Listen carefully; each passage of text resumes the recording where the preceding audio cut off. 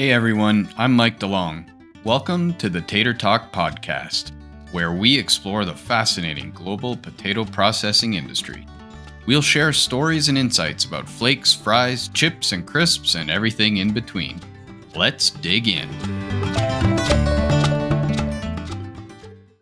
Well, everybody, welcome back to the Tater Talk podcast. And today I have with me Creg Fielding from Fusionware. He's the founder and CEO of this company that's leading digital transformation in the produce space, helping companies track their products from seed to shelf. So we're going to talk about data today.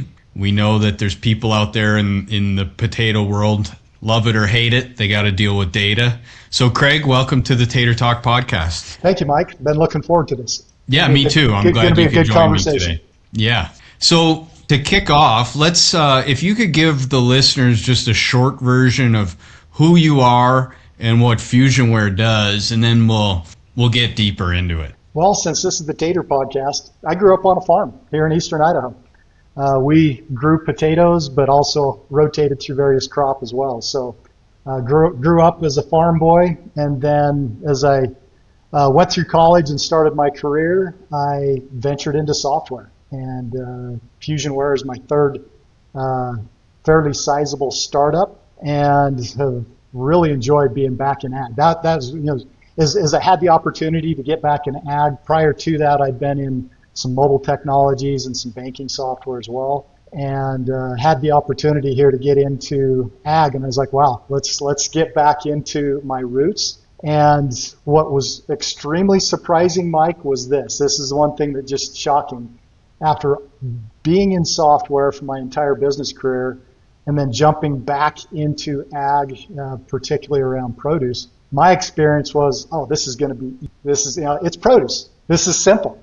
But the amazing part about this story is, after all of the complex things that I was doing in mortgage banking, mobile technologies, produce is by far the most complex most complex situation or commodity to apply technology to and handle it elegantly for all of the different various scenarios. It is incredibly complex. The produce supply chain is incredibly complex, and it varies. It varies from region, how companies in Idaho handle the financials around potatoes versus Washington and Oregon, Florida and Maine, all across the country. Everybody says, everybody handles potatoes exactly the same. No, it's completely different and unique all across North America. Interesting. So give me an overview of what Fusionware is. We are a supply chain company. So we actually start tracking data acquisition at the time of plant. If we get deeper into the story, we actually manage north of 55-60% of all of Frito-Lay's chipper supply here in North America. And it starts at the seed level. So we actually start gathering information at the potato seed level, the actual certification, the generation of that seed, as far as what goes into the field. So we know everything about that potato, the seed, and then we start tracking the growth cycle of that. And then post-harvest is, of course, where we get really into the data inputs for food safety and for traceability purposes as well, so that we track every touch point along that supply chain, whether it be at the point of harvest, at the point of storage, coming out of storage, into grade size QC, into finished goods that might be getting shipped to restaurants, or right directly to consumers through some big retail chains. So it's a vast amount of data that we gather for that one potato. Let's just drill it down to just one potato, and how many different touch points we have along the way. Obviously, we've got the seed, we've got the growth cycle, the harvest, the storage, coming out of storage, the grade and size of that going into that finished packaged goods. Some of that might get kicked out to process and go over to a dehy here locally here as well. Every one of these is a touch point and a data point that the grower, they want to know exactly, hey, I grew 100,000 pounds or 1 million pounds of potatoes. What happened to all 1 million pounds of that? Where did it all go? What actually happened to it? And that's what Fusionware does, is it tracks every one of those touch points down to a finite level of detail. That sounds like a mind-boggling amount of data.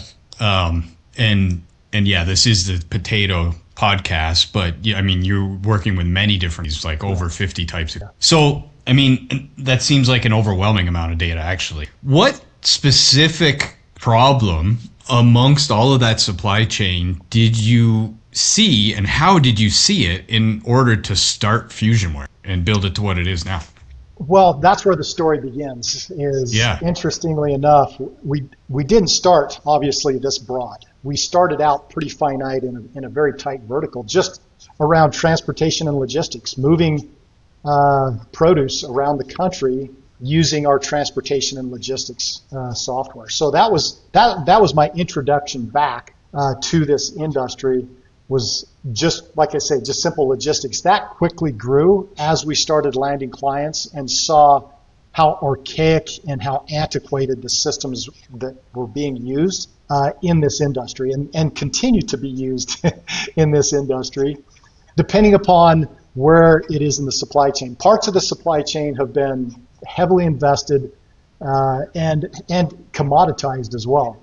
But there's still big gaps along that supply chain, which causes individuals, whether they be the grower, the shipper, the packer, they're all using this hodgepodge of technology to try to connect all of these different data points. So as we came to market, people saw how modern it was and how simple it was and started asking, hey, is there any way that you could handle this part of our supply chain? Because we're using either paper, Excel spreadsheets, or this on-prem old 20, 30-year-old piece of technology in order to gather the data they needed. So we kept building and adding as we went and as we got customers, and customers were more than happy to help pay and kind of help fund a lot of that development as we were going along. And next thing we knew, we had this very broad system, way more broad than I had ever envisioned going. But as we started to see the opportunity to go broad and essentially eliminate all these different silos of data across the supply chain. And that's really the big problem we solve now is we can onboard a customer and they can go to Fusionware and get all of their data input and output as necessary for one solution rather than having to grab it from multiple different software systems. So those disconnected systems, whether it's old technology or maybe even just spreadsheets or something like that or hand paper, what percentage today, like let's take the potato industry for instance, what percentage of operators or growers, I'll say today, still are using that archaic system? The vast majority. Vast majority. Wow. As hard as we have pushed to get in and disperse and displace some of that old archaic technology, I'll be candid with you, some of it's pretty hard to displace. I mean, it's one of those things I call a black box. It works up to a certain point. So depending upon where they're actually using it and who they're exchanging information with, and what I mean by that, Mike, is this. It all depends upon where the particular customer is at in the supply chain and what software they're using and who they're interacting with. So what's happening today is for a grower shipper. So say I grow my own potatoes and I pack and ship my own potatoes. If they're not selling to a third-party large brokerage firm that has all the necessary software and integrations for what's called a trading partner, or essentially the large buying entities like a Walmart, a Kroger, an Albertsons, you have to be a pretty sizable entity to have the technology in place just to transact with an Albertsons or a Walmart, Costco, Sam's Club, because they are absolutely demanding a quality score, data, and technology before they'll even entertain talking to a particular grower shipper. So what's happened over the last 5 to 7 years is there's a squeeze happening on some of these smaller grow pack ship operations where they have to make a choice where they either have to invest in technology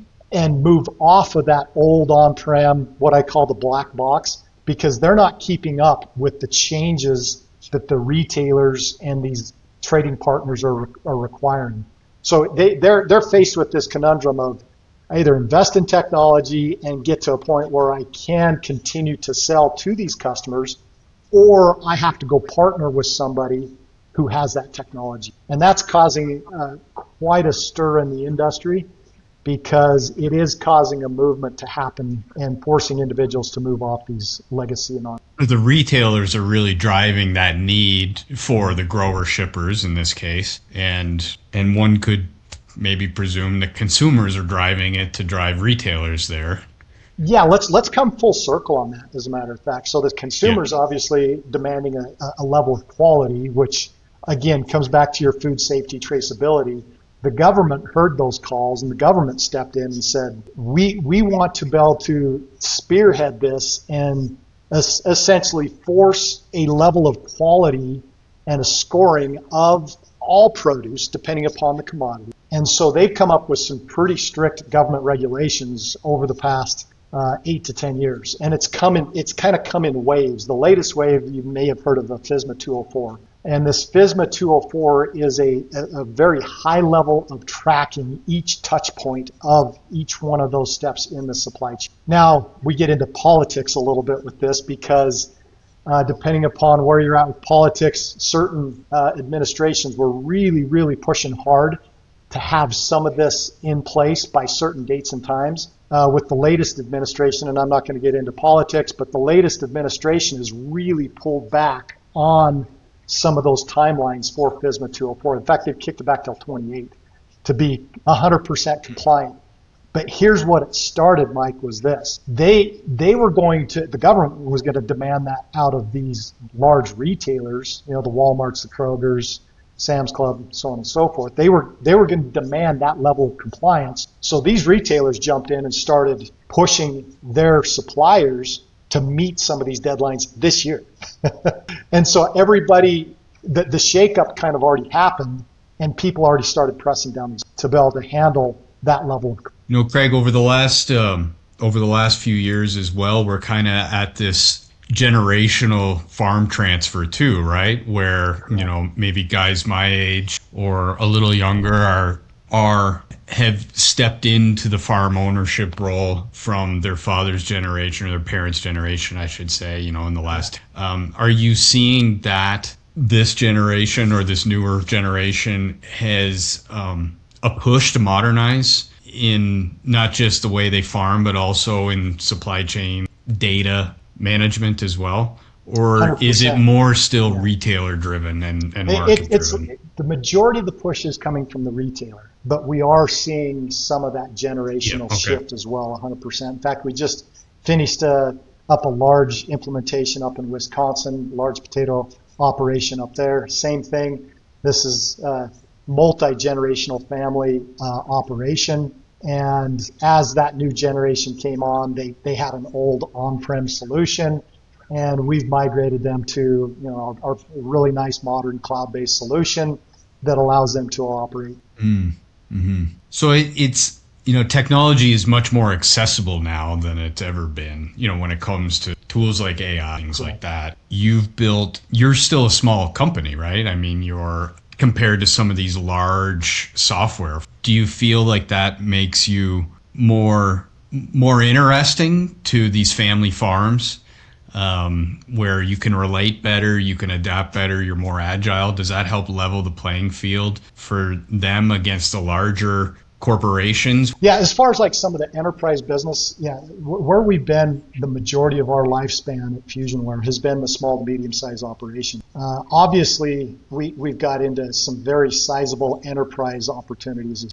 in several different commodities. And as such, we have those conversations, why did you end up going with Fusionware versus somebody that is, significantly more enterprise? And a lot of it is our background. It's kind of driven a couple things. You get talking with myself and my team, we know this industry inside and out. I mean, we've all been down this journey. Obviously, I've got a background in farming, but the last 10 years has been, the kind of the hard knocks, the school of hard knocks, and the guy out there on the street really learning how the produce industry operates in North America. And it's not just me, like I say, it's my entire team. We can go talk circles around these companies that are trying to buy these enterprise solutions. Are they amazing solutions? But yeah, a lot of these solutions are 7-figure purchase points. Versus us, we're much more nimble. our entry point is a lot less, and so as such, we can turn opportunities around a lot quicker and get them up and live versus sometimes a multi-year implementation of a full year. Multi-year would be a challenge when you only have one crop per season. Correct. Right? Exactly. Yeah. Yeah. Greg, you touched on quality expectations of retailers. How much does traceability play in? Significant. So it's everything. Yeah, it's significant. Traceability is paramount. And quick story. I know I got this is Tater Talk, but one of the first commodities that we flipped the switch on for our full traceability engine was a very large onion shipper out of New Mexico. And me being the the guy coming in, done software his entire career in much more, what I thought was more complex. So I'm on site, we're implementing. First day we flipped this switch live, they shipped 30 truckloads of onions all over and I'm literally like getting a little nervous and scared because these 30 loads go all over the country into multiple different states, into different distribution centers. And it really hit me right then of if there is a food safety trace recall on just that day, we now have to trace that back across, back to where it came from and then across many states. And when you run that trace recall report inside Fusionware today, it is, number one, it's amazing how quick it happens because we have all those data points. It is unimaginable until you're actually at the heart of this to see how our supply chain and how our food supply chain actually works here in America. It is amazingly dispersed, and to be able to pull that back and be able to do a trace recall on that and know exactly which stores down to which individuals were purchasing these from these stores as quick as possible to stop a potential outbreak and a health alarm all across the United States as quick as possible. It's really, like I say, it's unbelievable until you actually see how fast everything gets dispersed on a daily. As consumers, we hear about recalls in our food supply chain, and I think it's easy to oversimplify how my potatoes are grown there, they're in a warehouse, and then they get to the store and then I eat them. So how is it that hard to track, right? But I think about this a lot, how it's not just within our own country's borders, right? There where this produce travels. Like, for example, you can buy fresh Idaho potatoes on the shelf in Malaysia at the grocery store, for instance, Correct. right?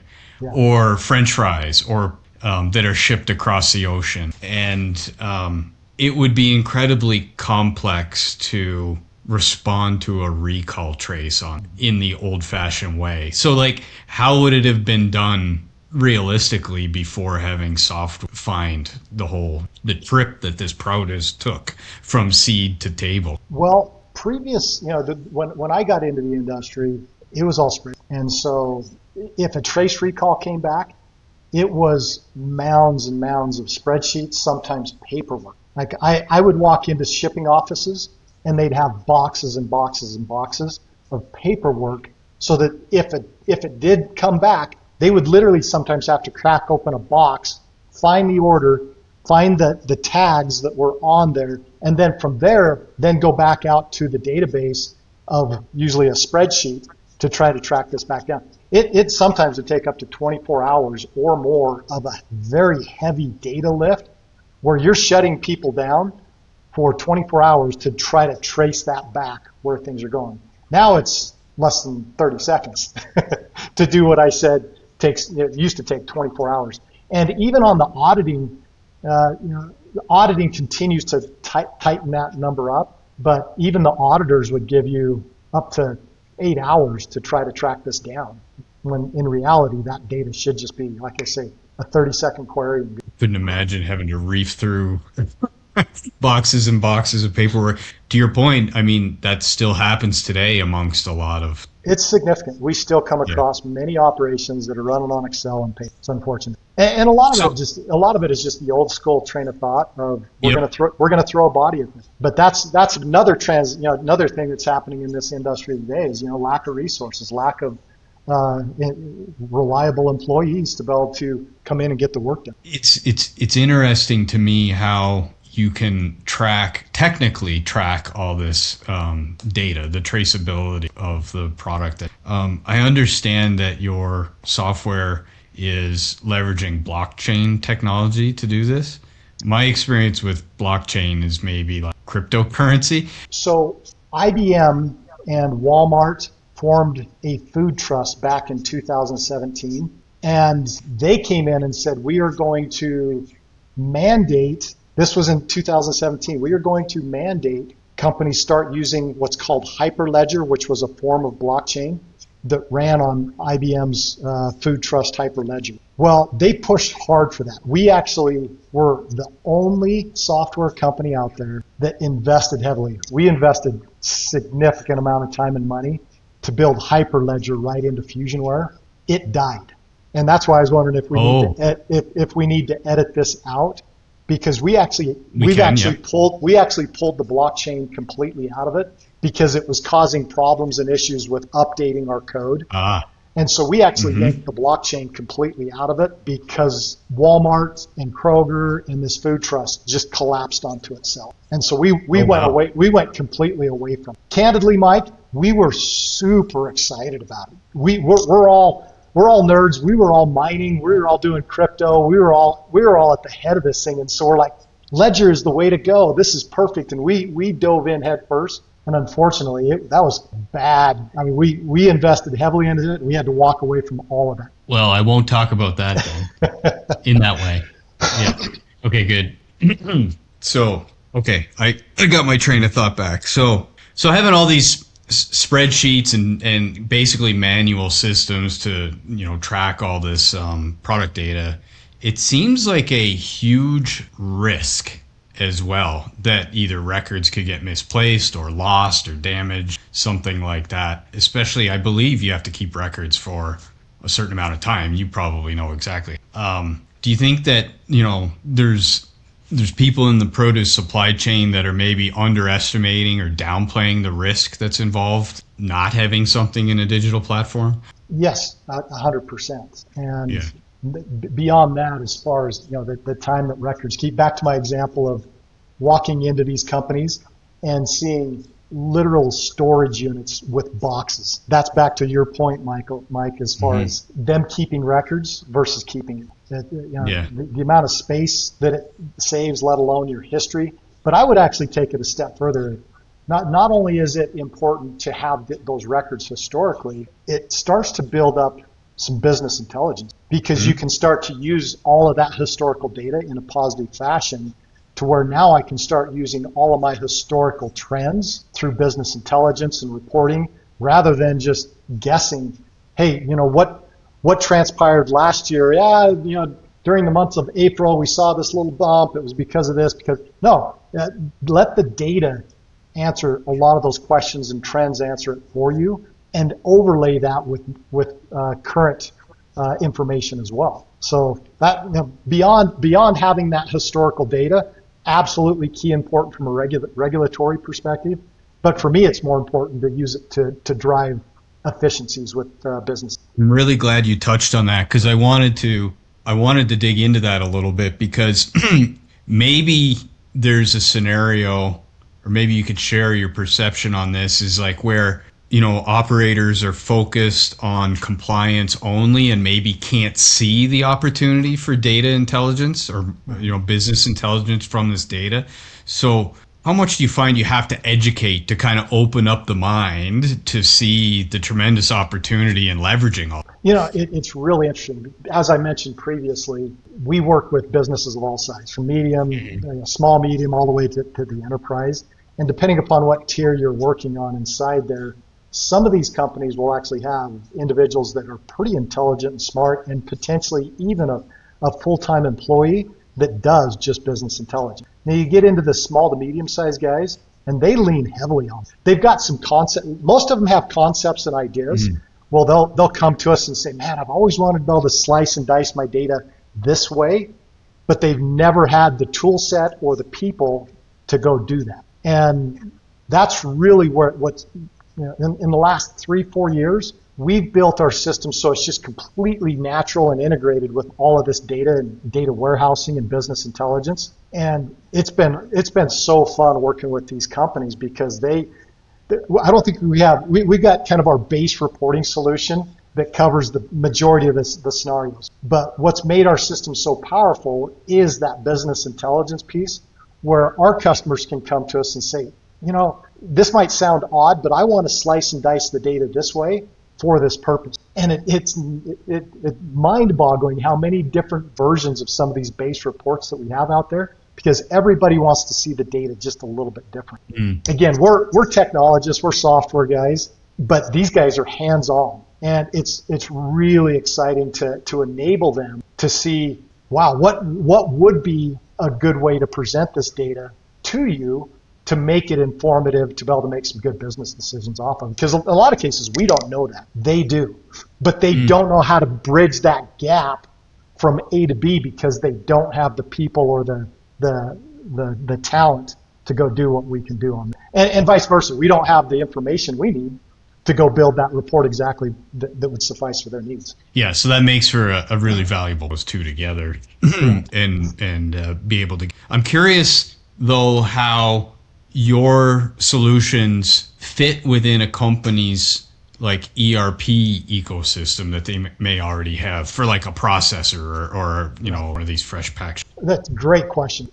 Early on, since I'd worked, prior to Fusionware, I've been in this ERP space for 20 plus. And what I've found prior to Fusionware is controllers, CFOs, they love their accounting system. They're very opinionated about what accounting system they're using. So when I started down the path with Fusionware, I purposely made it so that it was accounting system agnostic. And yet we still did a lot of heavy lifting and still do and continue to get even deeper into how we operationally wise take that accounts receivable and accounts payable, massage it, and do various adds, pluses, and tracking of that accounts receivable and accounts payable in order to make it a nice, simple, clean handoff to whatever accounting system or ERP that they're actually using today. So we actually integrate with most of the leading ERPs out there, the Microsofts, the NetSuites, obviously the QuickBooks and Sages of the world.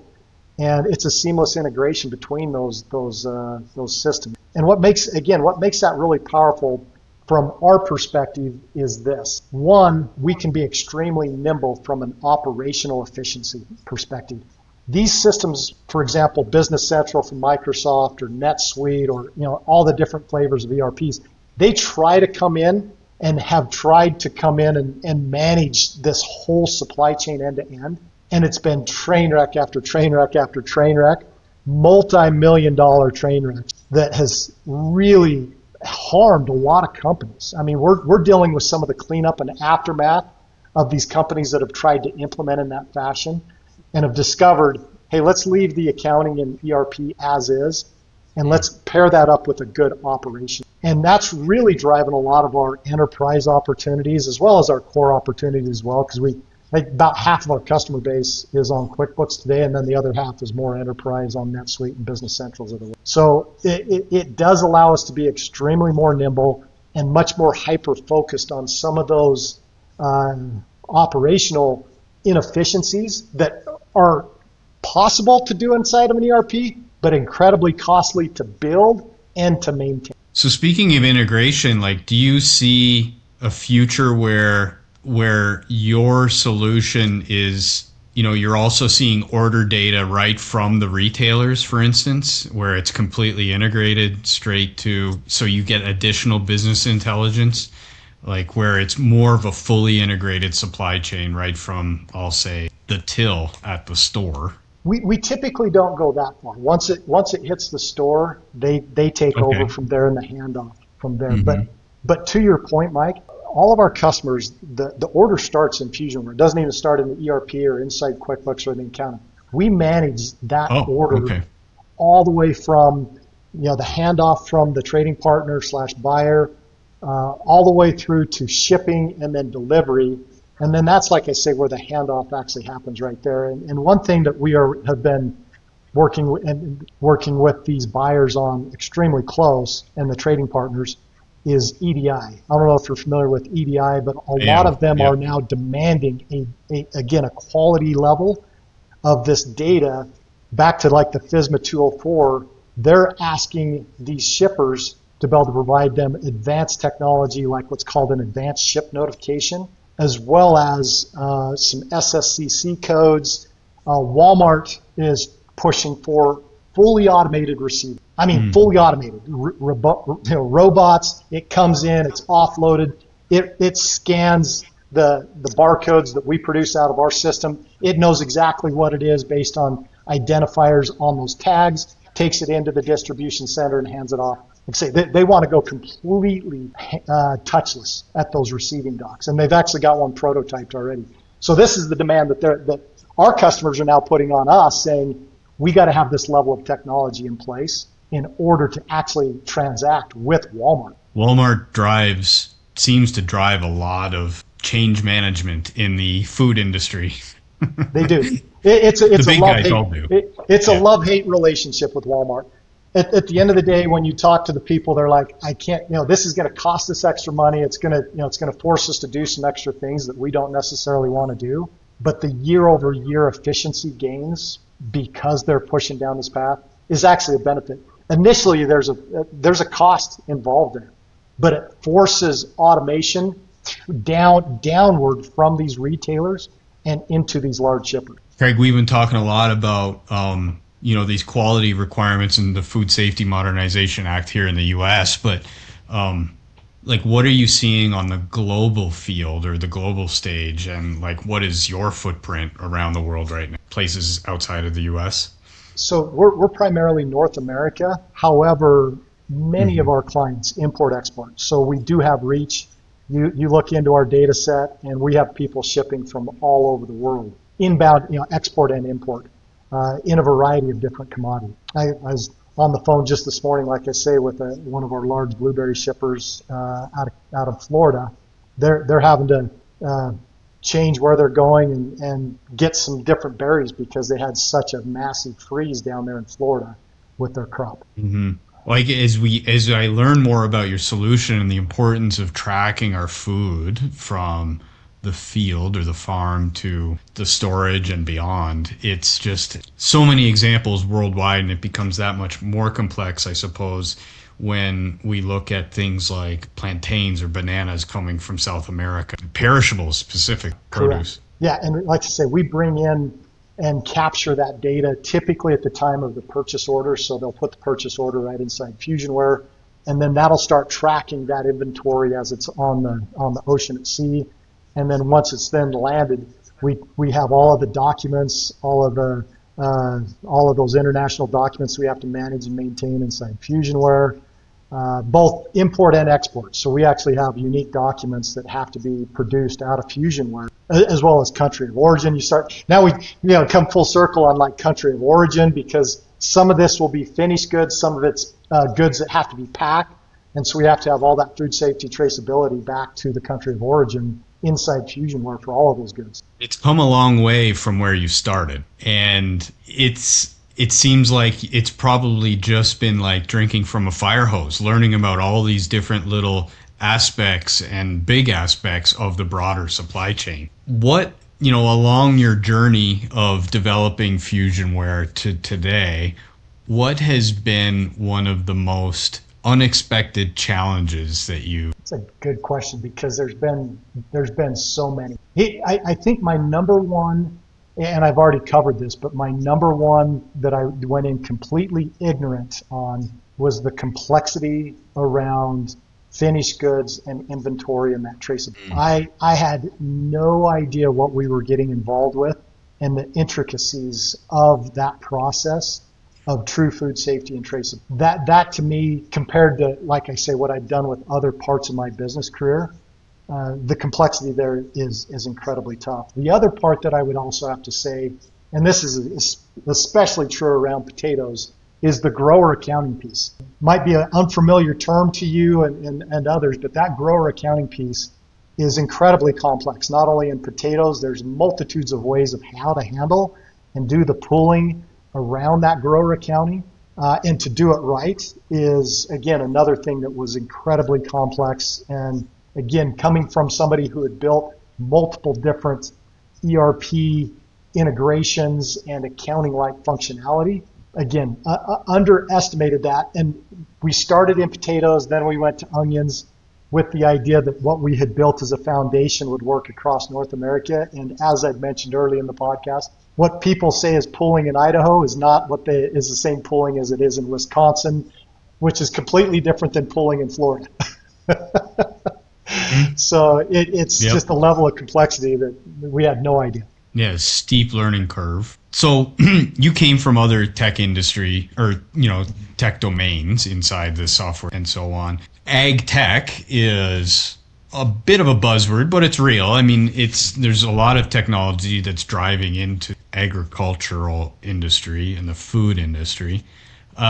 What advice would you give to other entrepreneurs coming from different industries into the agricultural to try and grow in business, to add value to the number one thing is to go and sit down and talk directly to these individuals, whether, depending upon, there's multiple stages. Sit down, number one, find the niche and the need where there's a big technology gap. And then once you've identified that technology gap, validate it and verify, because that technology gap might be isolated to a region, and you might go solve a problem that's only specific to that commodity in that region. Validate it that it is a problem across the whole, across that entire commodity, across all of a particular region. And then beyond that, be candid and direct with those particular customers, how long it's going to take. I tell you that the private equity and VC has come into this industry and has caused massive grief. I mean, they've come in and made a lot of promises and have left just this warpath of damage behind it. And it's caused a lot of these individuals to become extremely hesitant to adopt technology because big promises were made and never delivered on. Yeah, that's it. Creg, what have we not covered today that you would hope our listeners would know about you or Fusionware? We've been pretty in depth here. We've gone end to end. I would say if you're looking for something that can solve some problems that you're hearing here today, give us a ring. See if this is something that we can solve for you.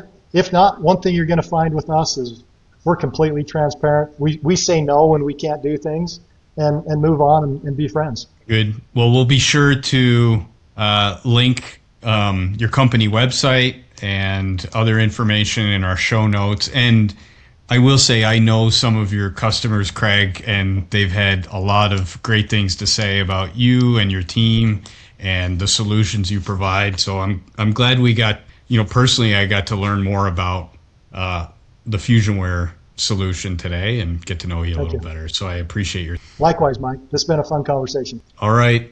Well, I know you've got work to do, probably helping your blueberry growers deal with their stuff. And I'm sure that's not the only crisis you deal with. Unfortunately, that's business. Yeah, good. Well, thank you very much, Creg. I appreciate it. Likewise, Mike. I hope you enjoyed today's episode. If so, subscribe so you don't miss future shows. And of course, share it with a friend. And please leave us a review or rating. Your feedback really helps us bring you the best possible potato content. Be sure to check out the Tater Talk Podcast YouTube channel and other social platforms. To learn more about me and how I help potato processors grow their business, check me out on LinkedIn or at www.projectsconsultants.com. That's PROJEX consultants.com. So, thanks for tuning in. We'll be back soon, but until then, eat more fries.